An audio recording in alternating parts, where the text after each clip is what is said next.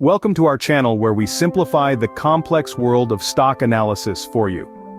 Thank you for clicking on this video. You have just taken your first step into learning how to value a company and become owners in a company. So if you're a beginner wondering where to start or an intermediate investor looking to sharpen your skills, you're in the right place.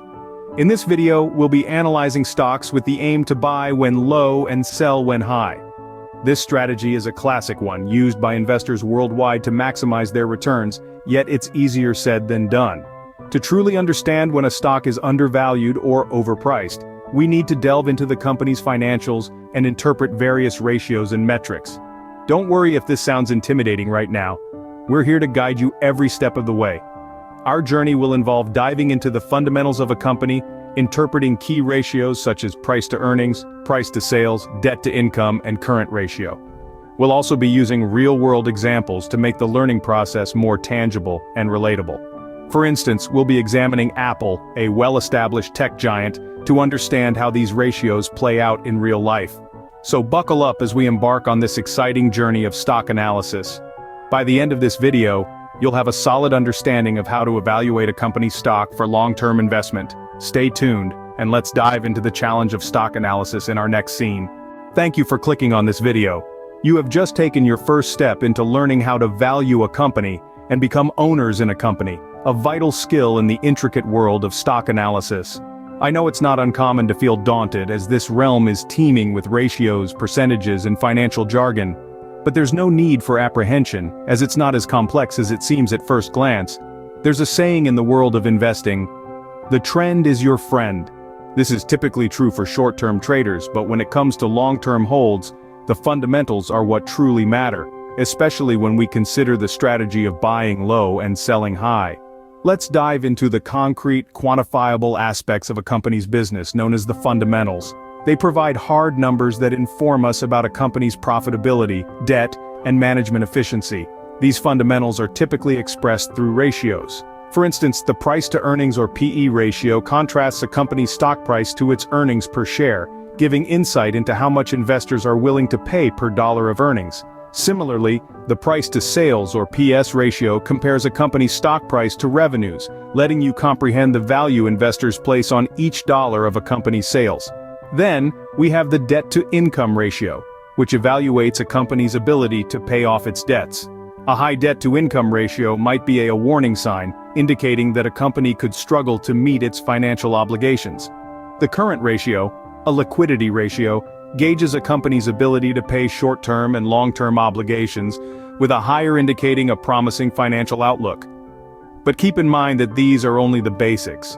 Stock analysis is like assembling a puzzle, with each piece adding clarity to the overall picture. To illustrate this, we'll be using Apple, a titan of the tech industry, as an example. Apple provides an excellent case study for understanding the fundamentals of a stock for long-term holds. So, stay tuned as we delve deeper into the exciting world of stock analysis. Let's start with the PE ratio, a key metric in stock analysis. PE, or price-to-earnings ratio, is a tool investors use to gauge whether a stock is over or underpriced. It's calculated by dividing a company's current share price by its earnings per share. So why is it crucial? The PE ratio can give us a snapshot of how the market values a company relative to its earnings. Let's bring it to life with an example. Say we're looking at Apple. If Apple's PE ratio is higher than the average of its industry peers, it could suggest that investors are expecting high earnings growth in the future. Conversely, a lower PE ratio might indicate that the market has less confidence in the company's growth prospects. Remember, while the PE ratio is a useful tool, it's not the be-all and end-all. It's one piece of the puzzle in the larger picture of stock analysis. Understanding the PE ratio is just the beginning. Let's move on to the next metric. Next up is the price-to-sales or PS ratio. This is another vital tool in the kit of every smart investor. The PS ratio compares a company's stock price to its revenues. It's a simple yet powerful indicator of the value investors are getting for each dollar of sales a company makes. Let's take Apple for example. To calculate Apple's PS ratio, we would divide the company's market capitalization by its total sales over the past 12 months. The resulting figure gives us an insight into how much value the market is placing on each dollar of Apple's sales. It's important to note that a lower PS ratio could mean the stock is undervalued, but it might also indicate that the company is not profitable. Conversely, a higher PS ratio could suggest overvaluation or high future growth expectations. Remember, each ratio gives a different perspective, so let's continue our exploration. Debt to income is another important factor to consider. It's a measure of the company's financial leverage, showing the proportion of its earnings that go towards servicing its debt. A high debt-to-income ratio may indicate that the company is over-leveraged and could face difficulty meeting its financial obligations, whereas a low ratio suggests the opposite. Let's take Apple as an example. Apple's debt-to-income ratio is relatively low, meaning that a smaller portion of its earnings is used for debt payments. This indicates that Apple has a strong financial position, with enough earnings to comfortably service its debt while also investing in growth opportunities. However, remember that debt to income is just one piece of the puzzle. It's important to look at this ratio in conjunction with other financial metrics to get a comprehensive view of a company's financial health. The more ratios you understand, the better your analysis will be. Let's move on. Last but not least, let's discuss the current ratio. This ratio is a liquidity ratio that measures a company's ability to pay short-term obligations or those due within 1 year. It's calculated by dividing a company's current assets by its current liabilities. So why is it important? Well, it's a clear indicator of a company's financial health. A higher current ratio suggests that the company is more capable of paying its obligations. Let's take Apple for instance.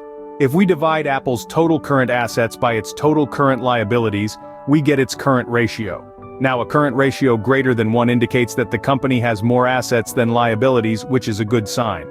Conversely, a current ratio less than 1 could be a red flag, indicating potential financial difficulties. Now that we've covered these fundamental ratios, you're well on your way to becoming a savvy investor. With these tools at your disposal, you can begin to evaluate stocks for long-term holds. We've covered a lot of ground today, haven't we? Let's quickly recap the main points of our discussion. Remember, the key to successful long-term stock holding is a good understanding of the fundamentals and ratios.